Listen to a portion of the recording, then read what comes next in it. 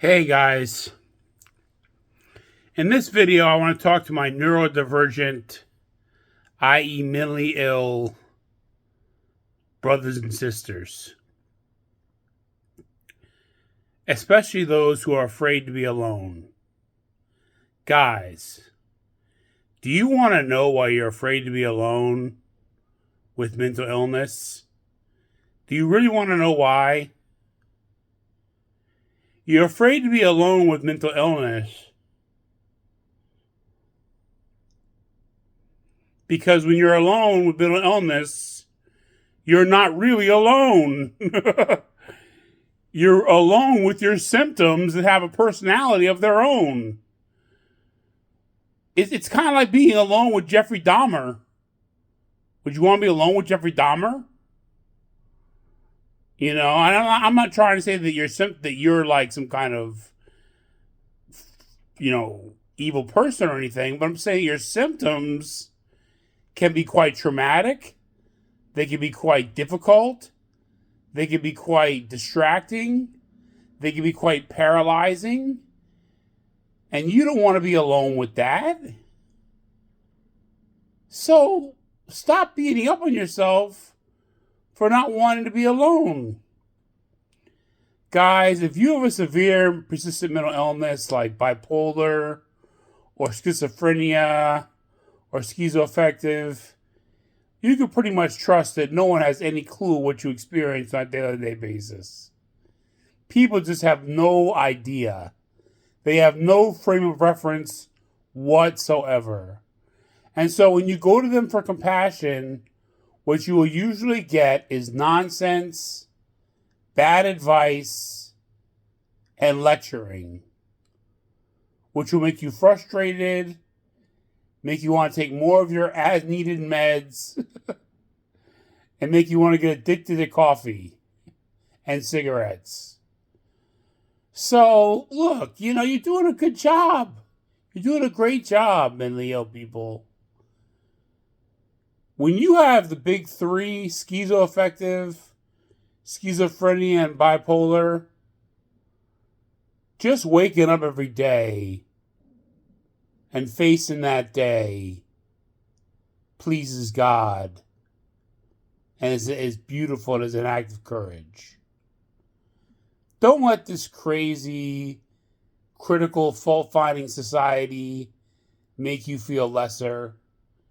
You are the heroes of this society because you choose to live and you choose to wake up every day and face the day, even though there are things going on in you that are not your fault, that are hellish.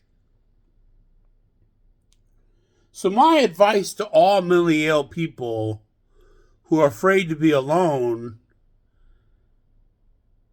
is show yourself mercy. Ask God to bless you to be able to show yourself mercy. Show yourself compassion. Show yourself empathy. Be patient with yourself. Be tolerant with yourself. You're a wonderful, amazing human being. And you have amazing gifts and talents that just need to be stirred up by the right surroundings. Don't feel ashamed if you're afraid to be alone when you have a mental illness, because you're not really alone when you're mentally ill. That's not solitude. You don't feel peace when you're alone. You feel voices. You feel psychosis. You feel anxiety. That's not being alone. That's having an illness personality with you, making you miserable.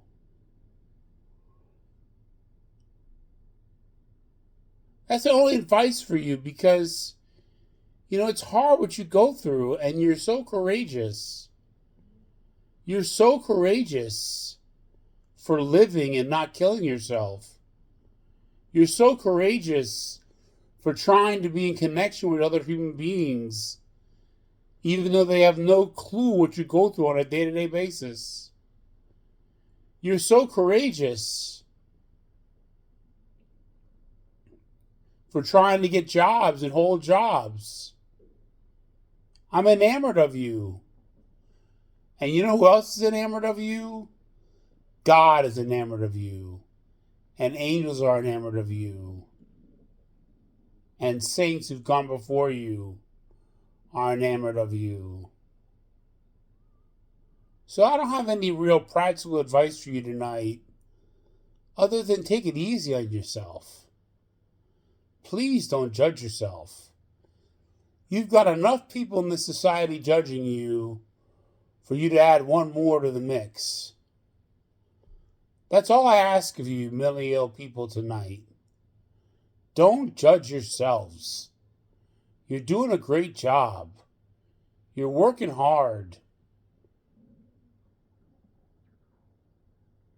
You have to manage 3 to 4 more invisible things than the average person.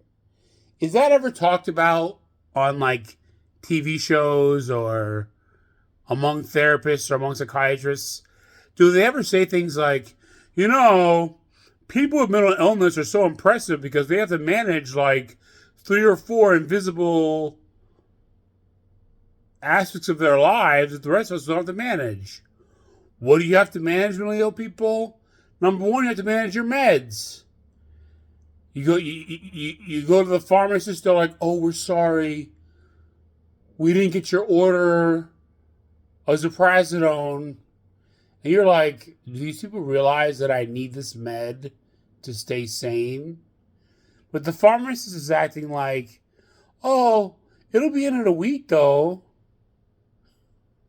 You're like, in a week, I could be institutionalized. So the first thing you got to manage is your meds. Then you got to manage your mood. In the morning, you feel on top of the world. By 6 p.m., you feel miserable. And that's not your fault. That's the illness's fault. And you got to manage that with your family if you have one, with your spouse if you have one, with people who you work with your friends. You got to somehow find a way to relate to people, even though the volatility of your emotional state is much higher than theirs. So you're managing that. Then you're managing your sleep, which we all know is volatile. You're managing that. So mentally ill people are some of the best managers in the world. Because we manage invisible problems that most other people don't have. And what always kind of amazes me is I rarely hear mental health practitioners point that out. Well, I'm pointing it out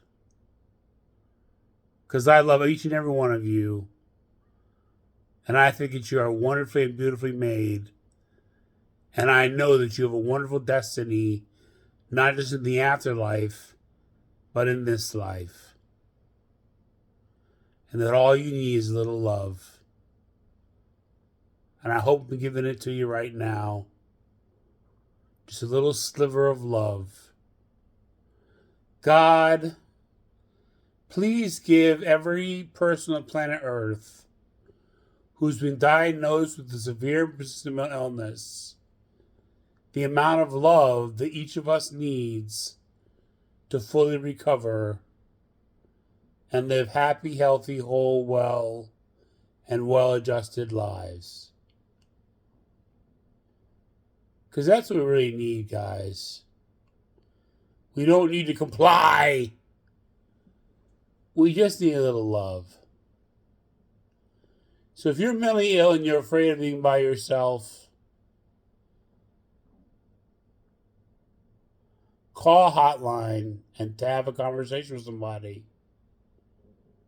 If you can't find anyone else to talk to. And if they have a problem with you doing it, tell them, look, this is your job. Talk to me.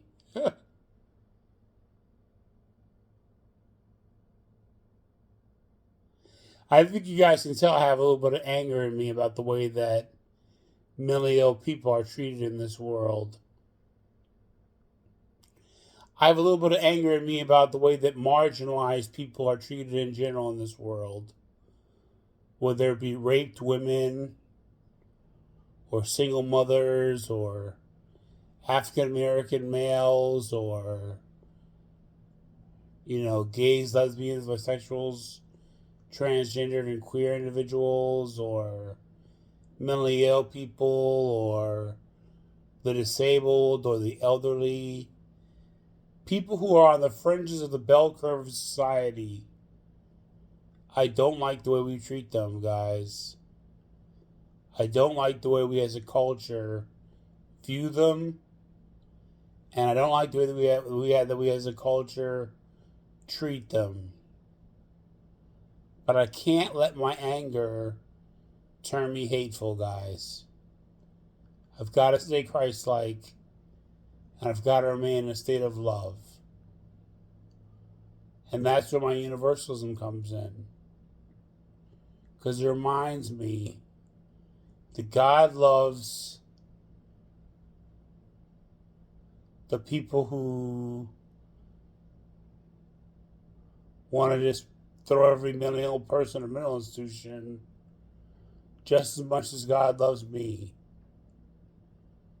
And that humbles me, and that helps me not to get angry. So I'm definitely angry at you guys. You guys inspire me. And I'm trying to stay humble enough to not get angry at people who I really think need a whooping. But that's not my call. That's God's call. So if you're mentally ill and you're afraid of being alone, welcome to the club. And don't be ashamed of it. It's natural. And it's understandable. And with God's help, you'll get used to it. Or you'll get a partner, or you'll get something. But God will find a way for you to be happy, healthy, whole, well, and well adjusted, whether you're in a state of solitude or not. This is Captain Kirk, guys, signing off, saying God loves you, and I love you too.